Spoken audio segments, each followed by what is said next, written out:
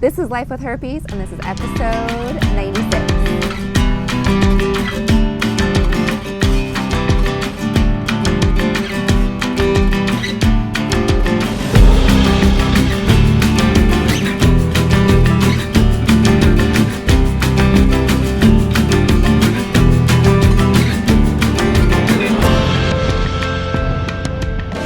Hello. Welcome to today's episode. I am your host, Alexandra Harbushka.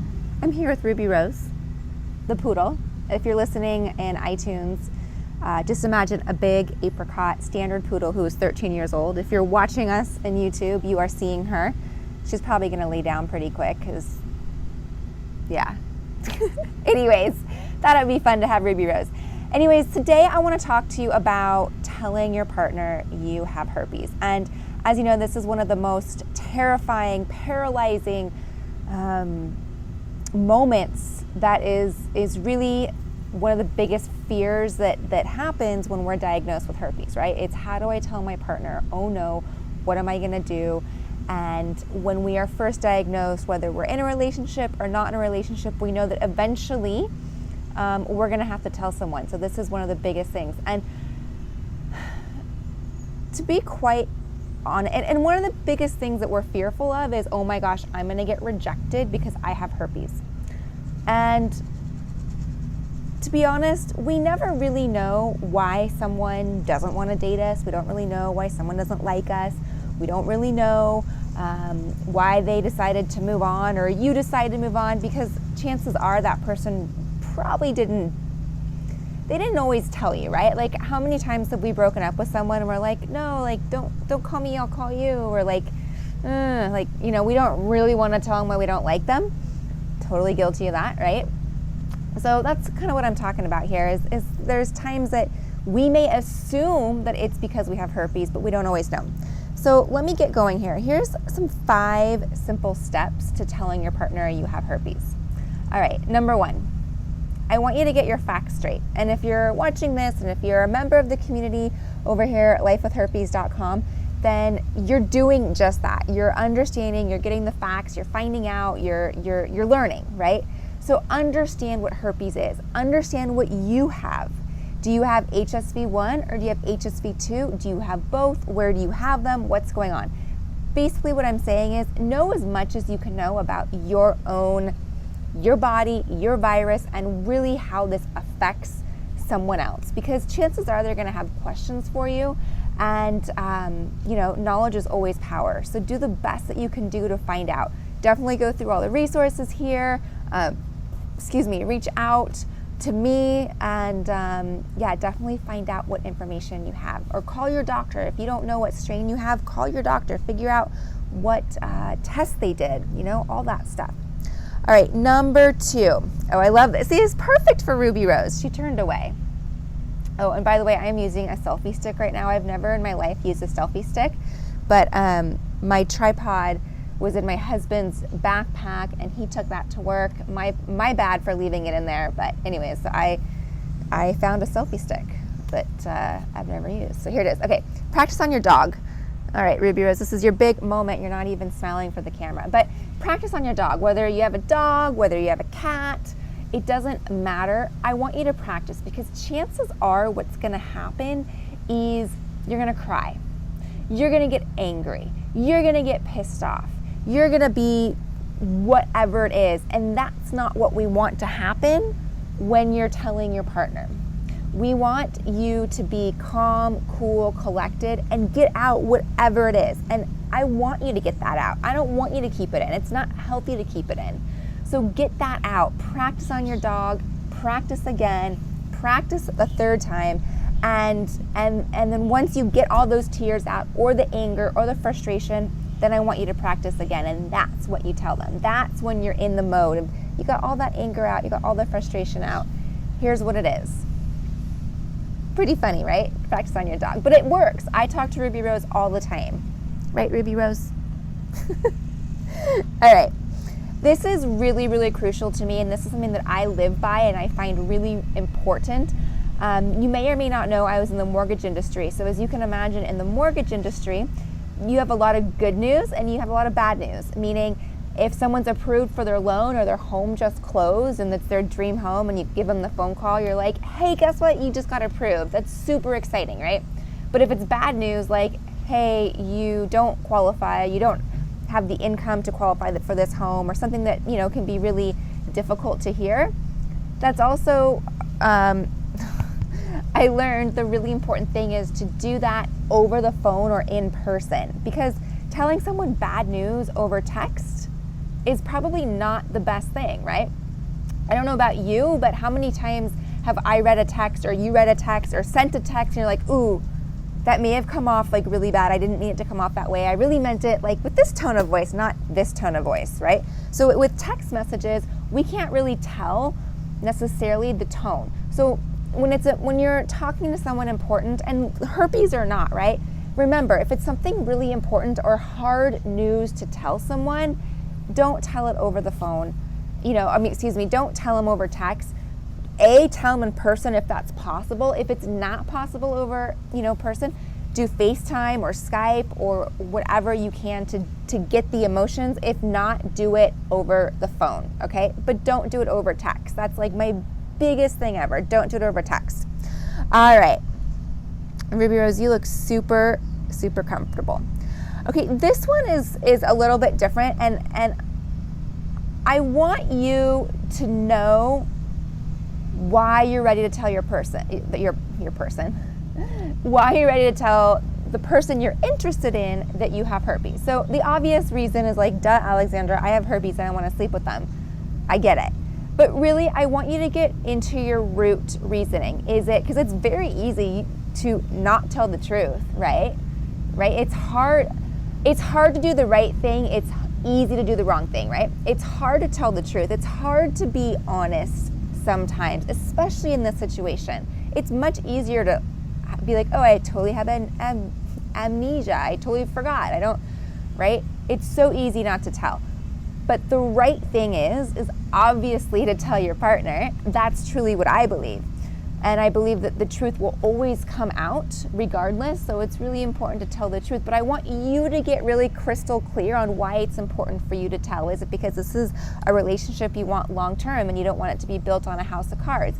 Is it because you want to stop the stigma? Is that you're like, hey, I don't want to pass this to somebody else. I want to do what I can to prevent passing it. Is it, maybe he or she has it too, so let's just get it out there. Like, my point is, I really want you to get crystal clear on why you're telling him or her, because there are going to be times in a relationship where you're going to be questioned, or you may be, the conversation may not go the way you wanted it to go. And then that's in your heart of hearts. You go, I feel good about telling, because this is why. Whether or not the conversation went the way you may have wanted or not wanted, you still know why. And that's just, I want you to use that tool in other times of your life. If you're like, gosh, I'm making a big life decision, why am I doing this? And why am I crystal clear on why I'm doing it? Whether it's the hard thing, the right thing, the wrong thing, whatever it is, I want you to be crystal clear in your heart of hearts of why you're doing it. Make sense? Okay, cool. All right, this one, well, I leave it for last because here, okay, I'm gonna throw it out there. Last one is, you both need to get tested before you sleep together. And you're probably like, well, what's the big deal? If they say they're clean and I know I have herpes, what's the big deal? The big deal is a couple of things. One, probably the last person you slept with said, hey, I'm clean, don't worry about it. And guess what?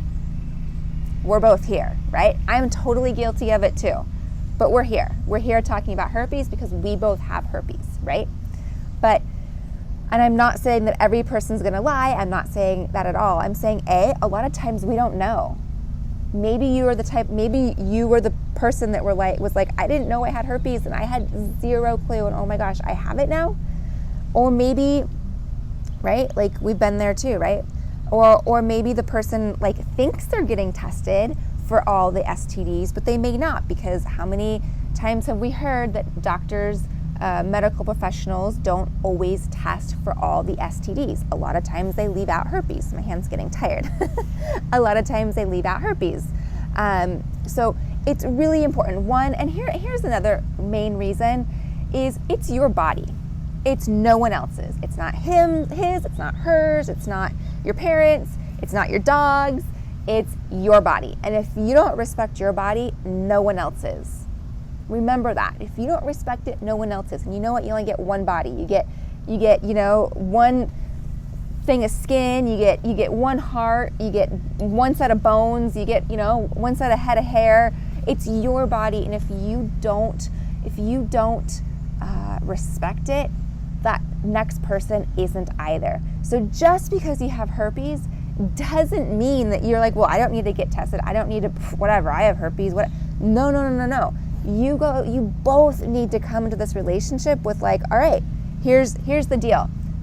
This is what we have. This is what we don't have. Here's the results. Let me show you, and let's move forward. You never know. Your partner may have herpes and may not know it. And then what if you never got tested and then you're being blamed for transmitting something that was already transmitted, right? Like they already had it. So what I'm trying to say is, again, I've said it earlier, the truth always comes out, and it's really important to start off the relationship as an even, like, here's my STD results and here are yours. Just because you have herpes does not make you less of a person, does not make you a less of like, oh, I don't need to get tested because like I already know I have an STD, or I already know I'm dirty. I hate that when people, like, and I'm using quotation marks if you're listening, I hate when people go, oh, I'm dirty, or I'm clean. I'm a clean person. Well, I haven't showered yet today, guys. Honestly, I just did boot camp, but I am a clean person, even though I have herpes, even though I went to boot camp. But I'm a clean person, right? So like using the word I'm clean, I'm dirty, not cool, in my opinion. So those are my 5 tips. Take them how you want. You don't have to use them all. Hey, if you don't have a standard poodle named Ruby Rose to practice on, maybe you have a goldfish, maybe you have a beta fish. I had a beta fish. His name was Valentino. I used to talk to him all the time. In fact, I wouldn't even eat fish tacos in front of Valentino. But maybe you have a beta fish you practice on. Maybe you look at this and you're like, the whole testing thing, maybe it feels a little uncomfortable at first. Like, I want you to get really comfortable with being uncomfortable, and that's that's where we are. Maybe this was our gift of learning, like, hey, I need to get really comfortable with being uncomfortable. I need to stand up for myself and tell this person, like, hey, you need to respect my body. I need to respect your body. Let's go get tested. Whatever it is, right? It could be, it just requires deeper conversation and a further discussion. Speaking about further discussions, if this is something that's like totally terrifying to you and you're like, oh my gosh, I don't have a dog, I don't have a cat, I don't have a goldfish, Alexandra, I really want to talk to you, and I want to talk to the community. What I want to do is I want to invite you to our weekly support group. I always say weekly, it's twice a week. We have it Mondays and Wednesdays. And we talk about this all the time because telling your partner is one of the scariest things out there. I get it, I've been there, it's scary. So I'd really like to invite you to that. Go to lifewithherpes.com/support group. And what else? I forgot to mention that in the beginning. If you're not a member of our community, I really want to invite you to do that as well. It's free. There's hundreds of people just like you and me who have genital herpes and are fighting the stigma, living life, and enjoying life regardless of having this stupid, silly, little microscopic virus that really nobody cares about. And the only reason why it's a big deal is because of the drug companies making it a big deal. All right, Ruby Rose, I can't believe you turned away from the camera. All right, my friends, I hope you have a really great rest of your day. And we, Ruby Rose and I will see you soon. Bye.